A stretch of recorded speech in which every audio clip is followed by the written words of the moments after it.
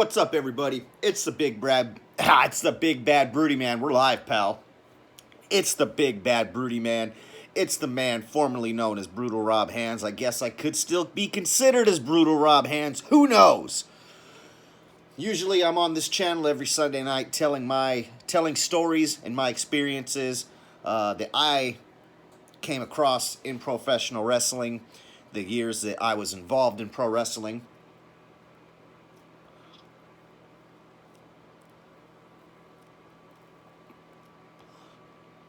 I feel like if you rotate the joint while you hit it,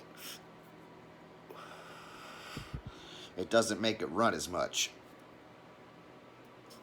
Tonight I'm going to do something a little different, though. Instead of telling a story, lately I've just been talking about my experiences at APW as I was starting out, just getting my foot in the door of pro wrestling.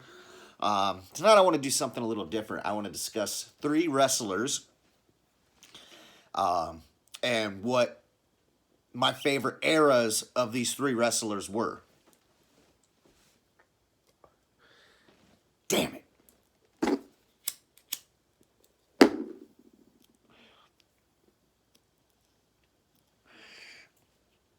This stuff's really dense, so I might have to relight it a few times. But tonight I want to discuss 3 professional wrestlers and what my favorite eras were of those wrestlers.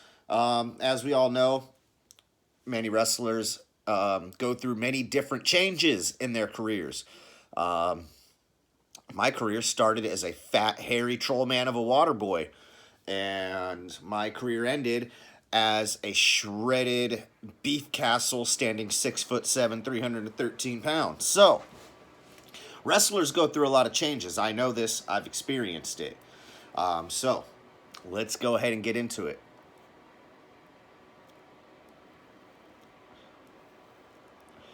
The first, Pedro Santiago. I will watch your live. Got a notification on my phone. I will watch your live, Pedro. Don't worry.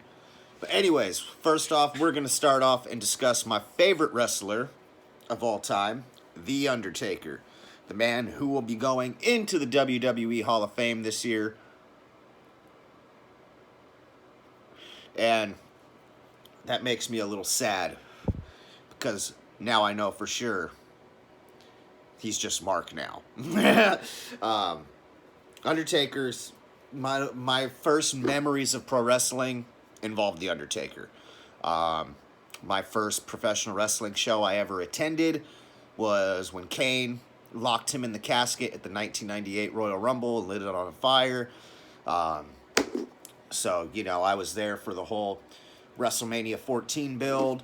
I remember ordering the pay-per-view with the Inferno match, Unforgiven 98. Undertaker is basically one of the main reasons I love pro wrestling. So, getting into my favorite wrestler, The Undertaker. What's my favorite era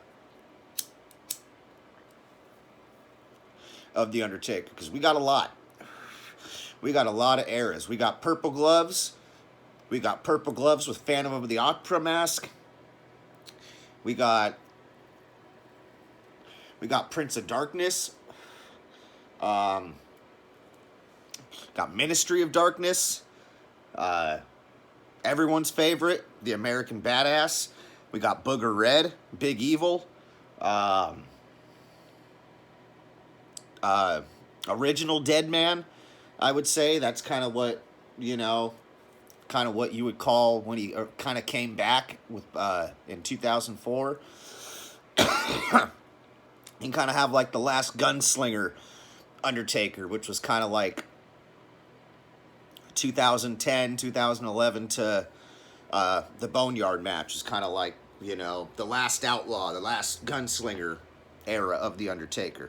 So there's very many eras to go through. So, in fact, I'm going to go ahead and start off. I know this was going to be about my favorite eras, but since Undertaker has a lot to cover and he is my favorite wrestler, I'm going to go ahead and maybe stretch this one out a little bit more. So my least favorite era of The Undertaker, which I don't even want to really consider it my least favorite, because it's also kind of a guilty pleasure, and that's obviously the American Badass slash uh, Big Evil. The American Badass is a little bit of a guilty pleasure because you got Roland, you got the a lot of guilty pleasures there, but the match quality was shit. With a few exceptions. There's obviously a few exceptions. Undertaker's physical state at that time, he was heavier, he was slower. The character work was still there. But yeah, he was heavier, he was slower. You could tell you could tell when he was phoning it in. Obviously, things like WrestleMania 17 with Triple H not phoned in. The triple threat at Vengeance 2002, The Rock, Kurt Angle, and The Undertaker, definitely not phoned in. But there was a lot of stuff that wasn't the greatest. That was the whole time the whole Sarah Diamond Dallas Page thing was going on.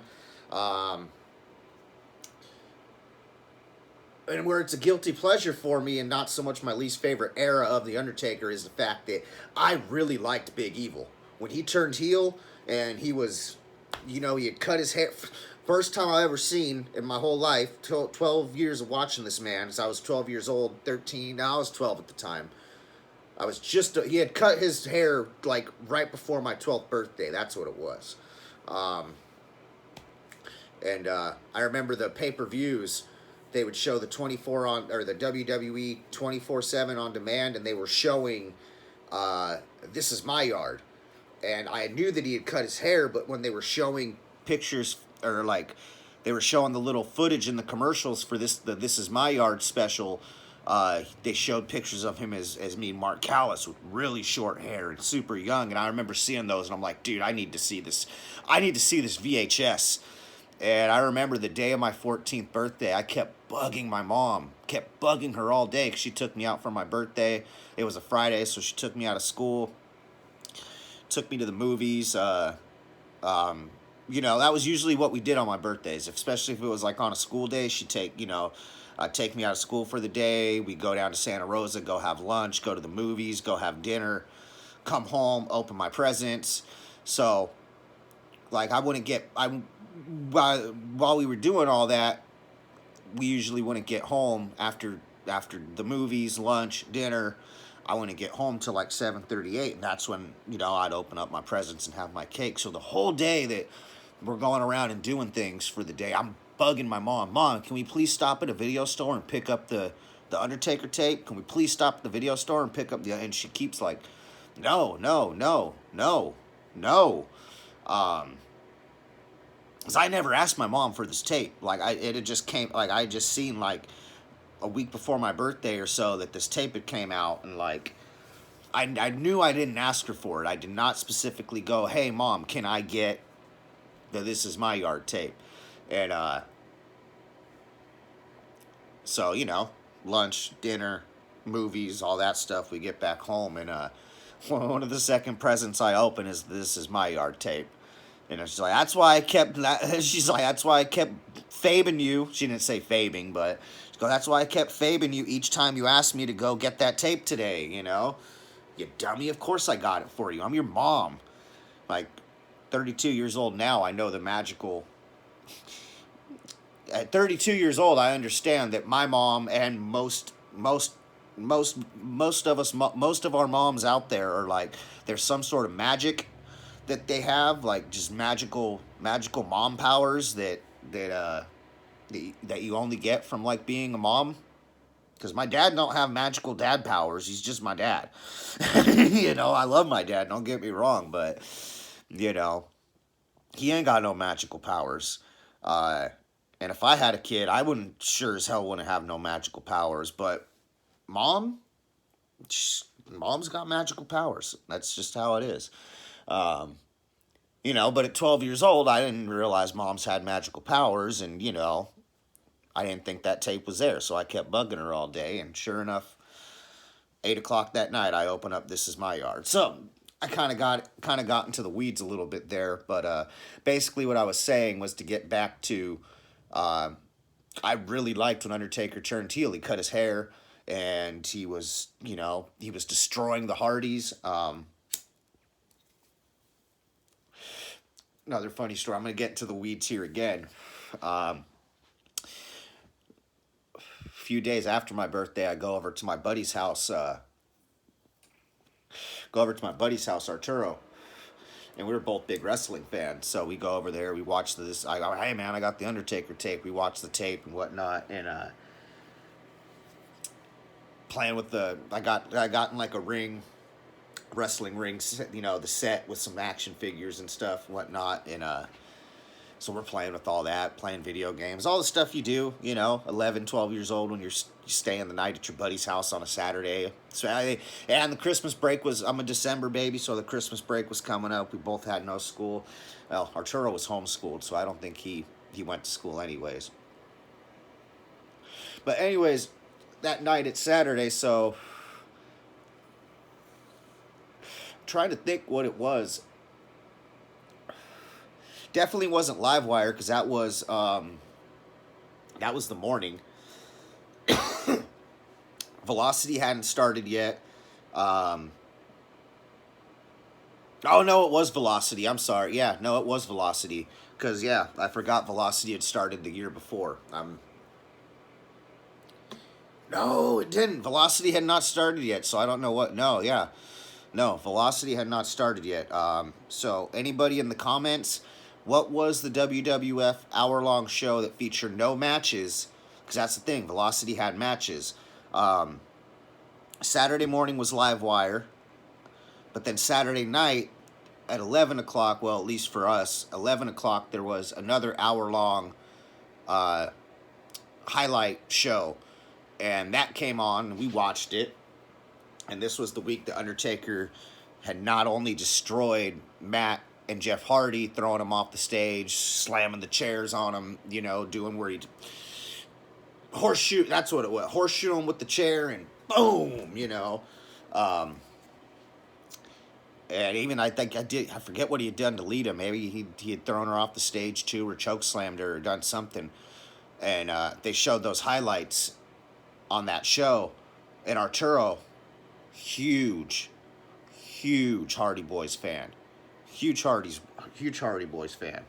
And he was mad. He was like, man, when I end up becoming a wrestler, man, like, that's what I'm going to do. When I become a wrestler and go to WWE, I'm going to kick the Undertaker's ass for what he did to the Hardys.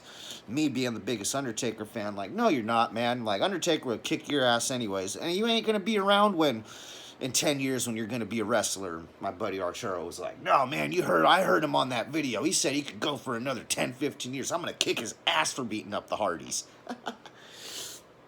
Things we do when we're 11, 12-year-old boys and, we're in love with wrestling. So yeah, I like I said, it's half a guilty pleasure, Biker Undertaker, and it's also half, not my favorite era of him because there was some just bogus stuff that happened during that time. And like I said, he was lazy. As a former worker myself, I can see he was lazier, he was slower, and he was a lot more phoning it in her. I don't know if that's even a word. But now, we're going to get to my favorite era of The Undertaker. And that's simple, and it's original. It's the original gray boots, gray boots with the stirrups, gray gloves, gray tie, hat. Hair's not super long yet to where it's covering up his face all the way. And it's just the zombie man coming down. The white-faced, big, look at that ham hock zombie man coming down. Once again, match quality is not the best, but the storytelling, the storytelling's there, the character work's there.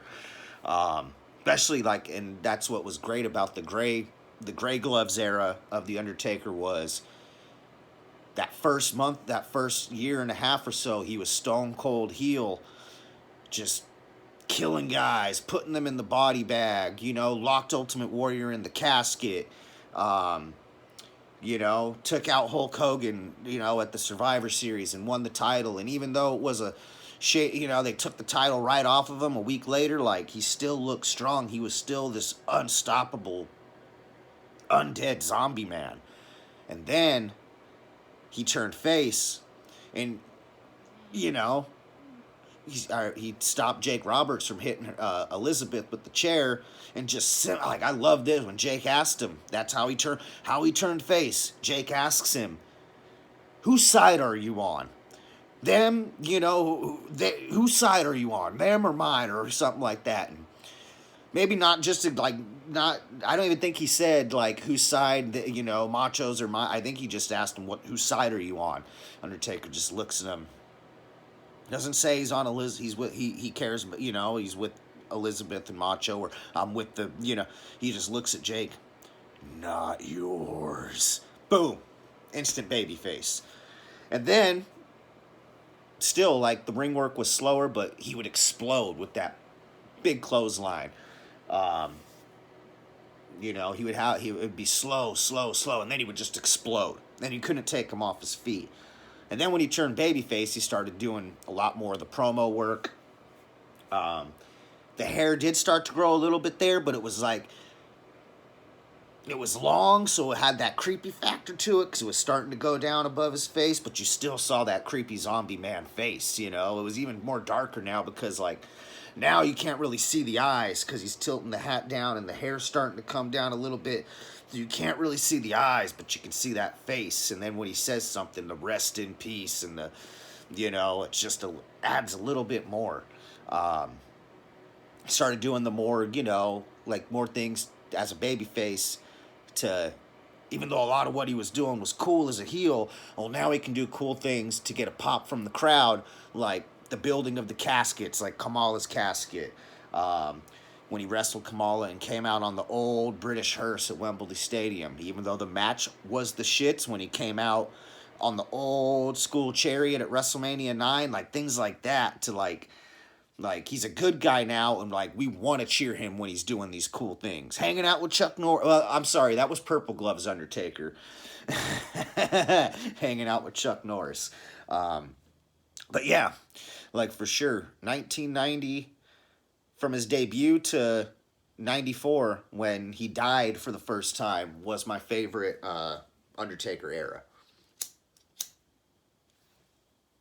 So number 2, and this video is starting to go long, so I'm going to probably keep it short. Number 2 is simple, easy. We're going to go with Sid, Psycho Sid, the master and ruler of the world, power bombs, all that stuff. My favorite era of Sid should come as no surprise. 1996 to WrestleMania 13 and 97. The fist bump. The laughter. Y'all know. Everyone knows exactly what I'm talking about, because you've seen it embodied through me. You know. And a little personal story on that, like, when I still lived at the Victory, every once in a while I would come back home from my paper route, and usually I think it was Scotty. He had the PlayStation 4, and usually once the night would end, Scotty would go into his room and he'd take the PlayStation 4 with him. But every once in a while, he'd go to sleep, or they'd be out of town or something like that, or something, like the PlayStation 4 or the PS3 was still in the front room of the Victory where I slept. So I'm like, all right. So those nights, yeah, I would eat my dinner, because I would work late. I'd eat my dinner and I'd watch something on the networks, usually from the Attitude Era or, like, the New Generation era, because those are my favorite eras. We're talking about eras here. And I fired up a Raw from, like, 90, it was like 97. Yeah, I fired up a Raw from 97, and Sid comes out, and just his entrance, and I'm like, dude, that's awesome. Like, that's awesome. He's just like, that's awesome. So, the next Stoner U show, I started acting like him in my entrance. I just watched his entrance, like, that's really cool. I like those mannerisms. So, like, I started adopting some of those mannerisms the next time I had a match. And lo and behold, it grew into what it grew into. Um, I just didn't decide one day, hey, I'm going to be ripping off Psycho Sid. Like, I just saw his mannerisms on an entrance from my favorite era of watching him. It was just like, yeah, dude, that's I love that energy. I love that that electricity. I feel I want to try to bring some of that out when I come out and make my entrance, because I had no the freaking idea who I was as a wrestler at this time. I had no idea what I was or who I was or what I wanted to be, or I had definitely not found myself yet, and it had been a couple years, and I really needed to find who I was. And it all started with watching that old Raw at 6 o'clock in the morning after doing my paper route and seeing Sid fist bump people, and I'm like, all right, I'm gonna fist bump people the next time I come out. And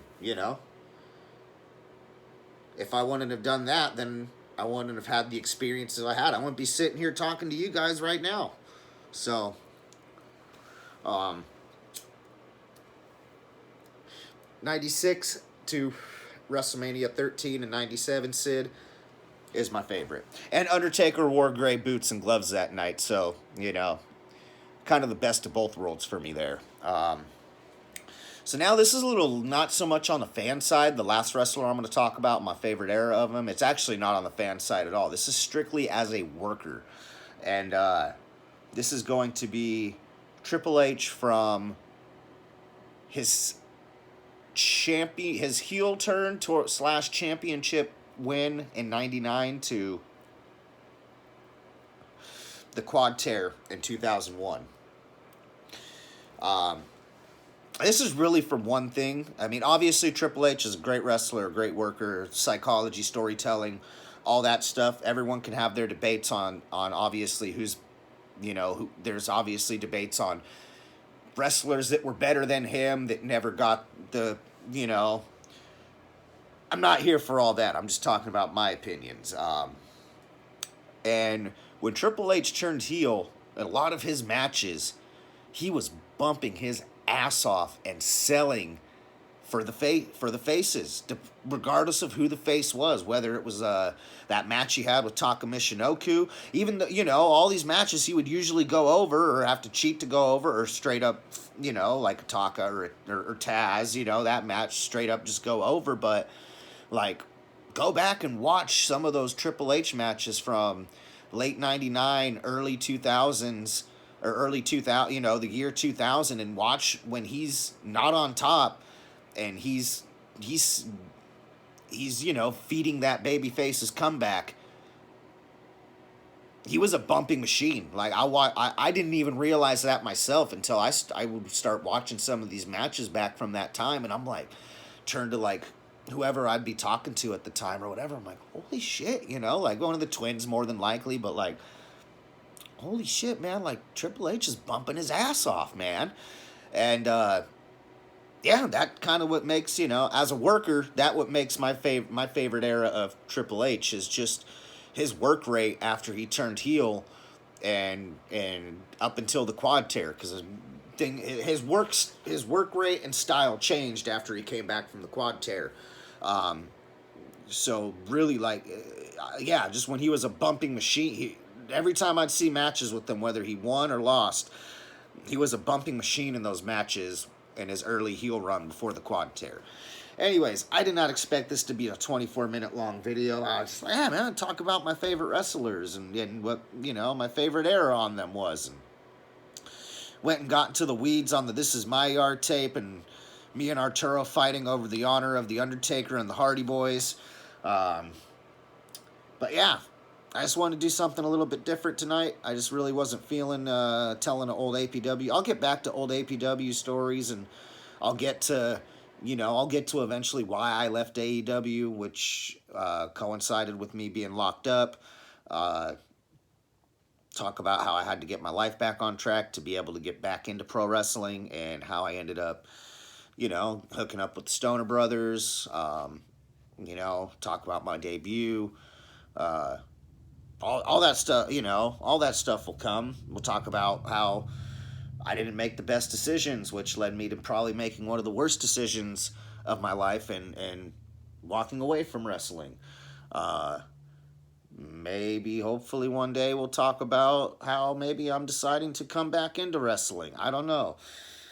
You know, I'm not exactly sure who's cool with me and who's not cool with me in the pro wrestling world. So I'd kind of like a better gauge on that before I go any farther. But anyways, this is, for the time being, this has been me. This has been my channel. It smells like a story time, pal, and I promise I will get back to some more stories. I just didn't feel like telling one tonight, so I thought I'd do something a little different and talk about my favorite wrestlers, and not just, everyone talks about their favorite wrestlers or their least favorite wrestlers in like list forms. I want to do something a little different. I want to talk about my favorite eras of a wrestler. And, you know, like I said, I got a little bit into the weeds. Maybe that's because I'm smoking the weeds.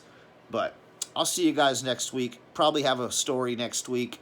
And, yeah, probably talk about, like, learning about taking rolls and bumps for the first time next week.